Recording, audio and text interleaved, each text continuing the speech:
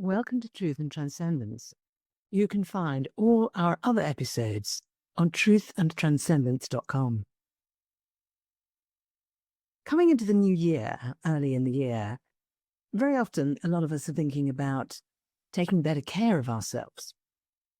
Some of us have realized that we've barreled through the previous year and perhaps continued working through the break, the so-called break, or are just tired, or it's cold, and we just feel we need a little bit of self-care. And I think there's so much in the media now about taking care of ourselves, and we all know it's a really good idea. So attitudinally, most of us are probably in a good place in relationship to that. But I discovered something last year. I was in a phase where I was finding it, I had a lot of, in that time, I had a lot of resistance to doing things to take care of myself, giving myself some self-love. And as I explored this, I noticed I even had some resistance to exploring it. And I realized what was going on was there was a kind of low-grade sad feeling going on. And at first I thought this was a sad feeling about not doing nice things for myself. You know, a sad feeling about having too much to do or not feeling I had enough time. Just sort of a sad feeling of, poor me, I can't really have that extra yoga class right now. I can't really book myself an acupuncture appointment. I can't really take that extra rest because there's so much to do and it's all very important. But as I, again, reflected on that, I realized that wasn't it. That was just a smokescreen. There was something behind that, something deeper.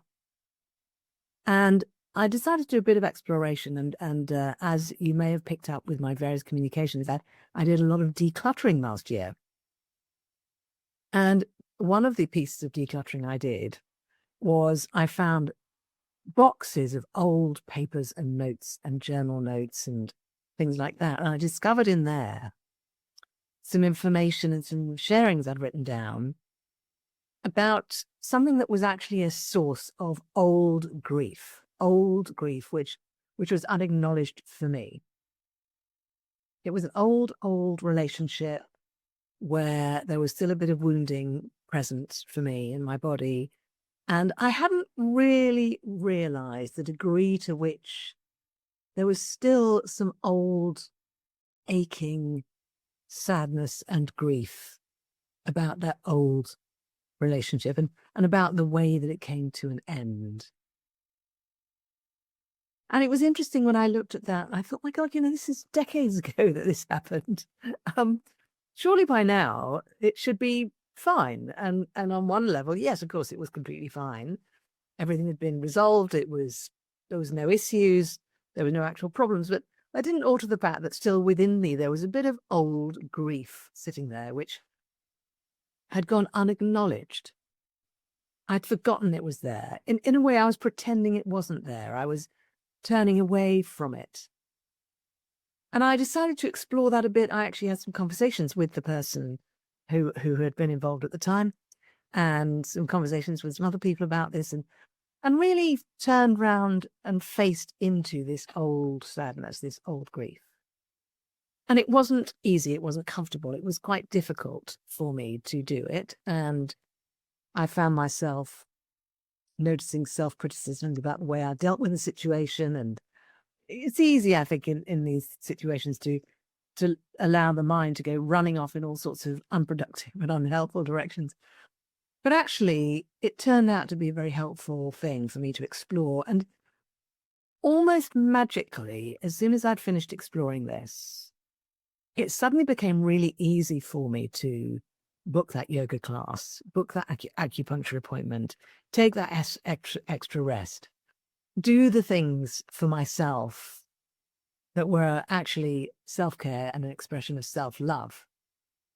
So I realized in that little experience that there was a direct connection between the unacknowledged old, deep grief and my capacity and energy for self-love in the present.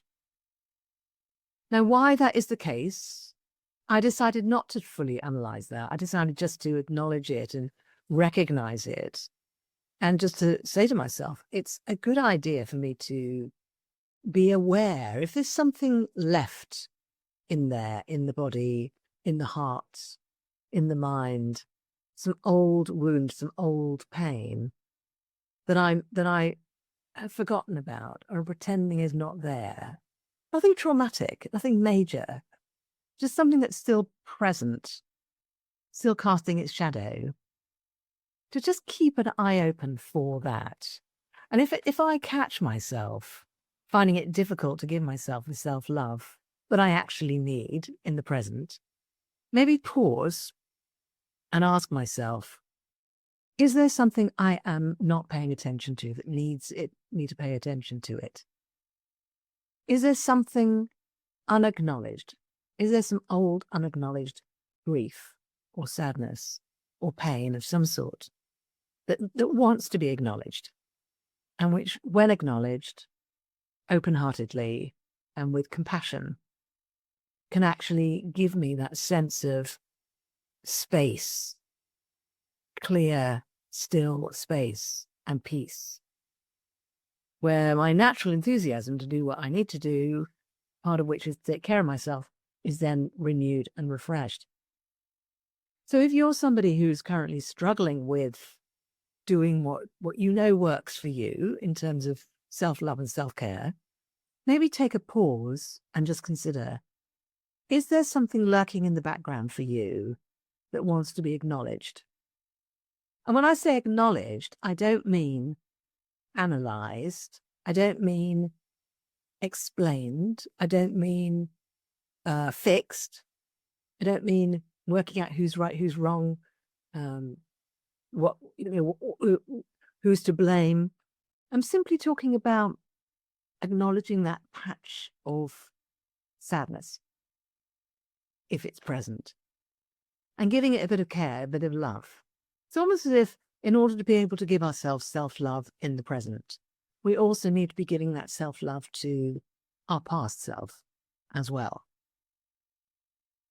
And that can be really quite revealing, and I feel personally changed and renewed by having gone through that experience. And I am very much enjoying my yoga classes at the moment.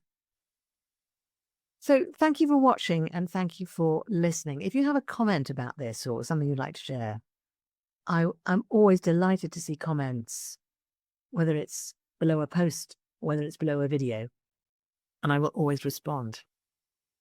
So I would like to wish you a week with some self-love within it. Take care, and I'll see you next time.